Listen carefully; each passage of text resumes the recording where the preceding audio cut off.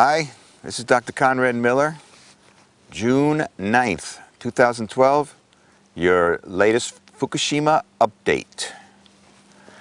Many of you have noticed the reports of debris ending up on the shores of Alaska, and now that 70-foot dock from Japan that landed in Oregon last week. But nobody's seemed to saying too much about the radiation and the radionuclides that are in the debris that's drifting across from Fukushima, which occurred on March 11, 2011.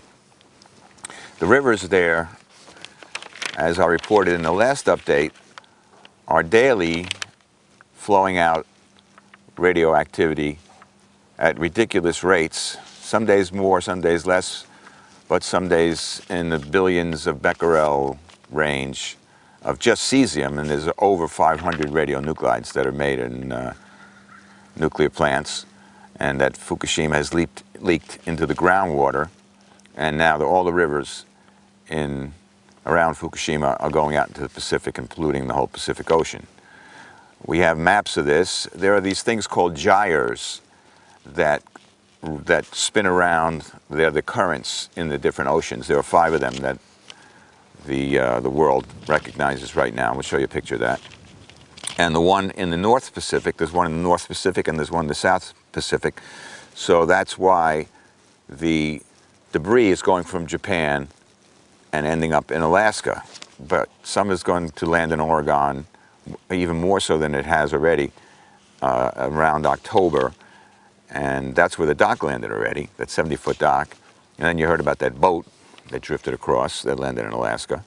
And they're predicting that the debris is going to hit Southern California in the summer of 2013, although it may arrive sooner. We also know that the fish, the tuna that they're catching off San Diego, is contaminated with cesium. However, the way the world works and the way the media is and the way that nuclear power is sort of a taboo to report the truth about, they're saying that, oh, that was contaminated. Those tuna are contaminated by nuclear fallout from bombs. However, they detected cesium-137 and cesium-134 in the fish. And the 134 only has a half-life of 2 years. So very unlikely from the bombs that dropped in the 40s and the 50s and the 60s that's where it's from. It's probably from Fukushima, because the waste from Fukushima has 137 and 134 in it. And the reactor, we know now that the 3 meltdowns, we know about that, right? Of the 6 plants at Fukushima, 3 melted down. They're supposedly in a cold shutdown, which means they have water inside of them, but they're using still tons of water to cool. Is under 212 degrees, which is boiling temperature Fahrenheit. But that could, another earthquake or so on, could make the things go wrong again, and those things could remelt down again.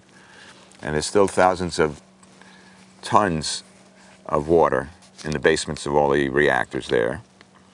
And the 4th reactor's fuel pool, which is 100 feet above the ground, is still a time bomb. That's anytime the water level drops on that fuel pool, it could go off and release more of all the radionuclides from the fuel pools, which are the spent, they call them spent, or old reactor assemblies that they put in the fuel pools. They take the assemblies every 3 years or so. They change the different rods and put new ones in, and take the old ones and put them in fuel pools, and those are the ones that are in that fuel pool number 4, which was uncovered, and that's what released a lot of radiation all around the world and into the rivers.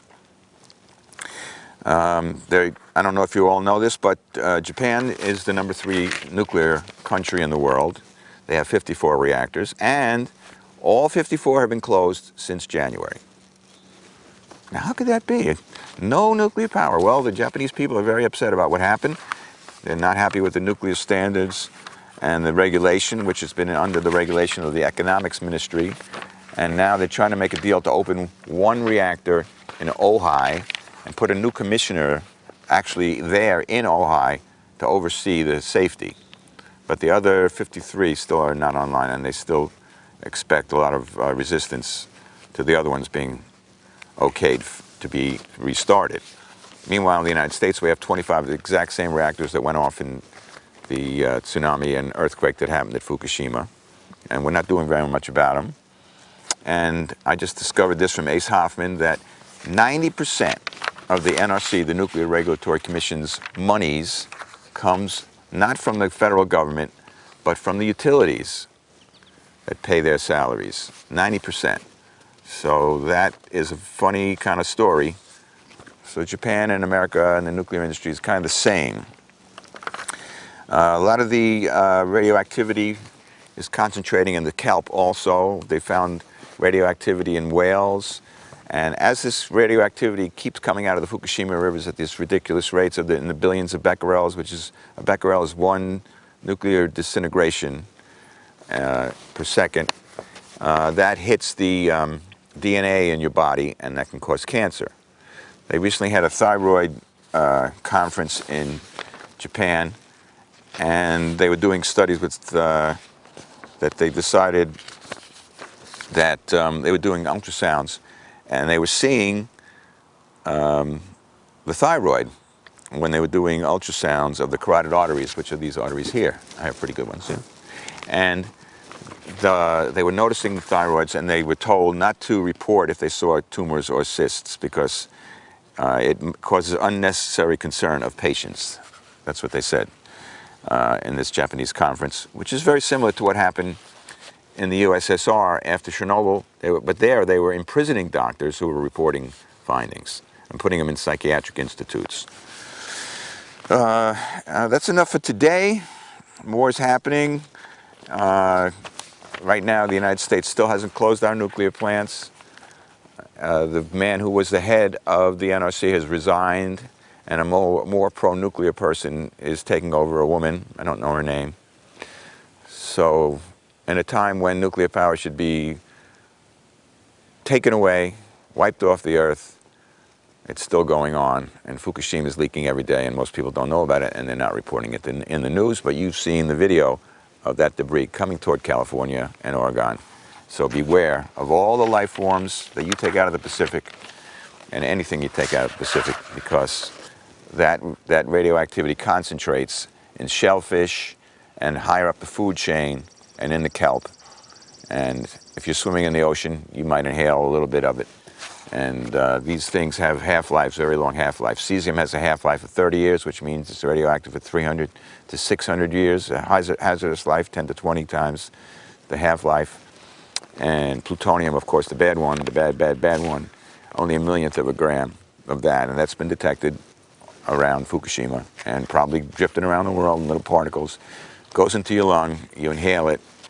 Sometimes your lungs clear it with their little cilia, these little hairs that clear it out. Sometimes it sits there, causes a lung cancer, not labeled. You get lung cancer. You didn't smoke, why'd you get lung cancer? That's going to happen over the next 30 years from Fukushima. This is Dr. Conrad Miller. Thanks for watching. Fukushima update, June 9th, 2012.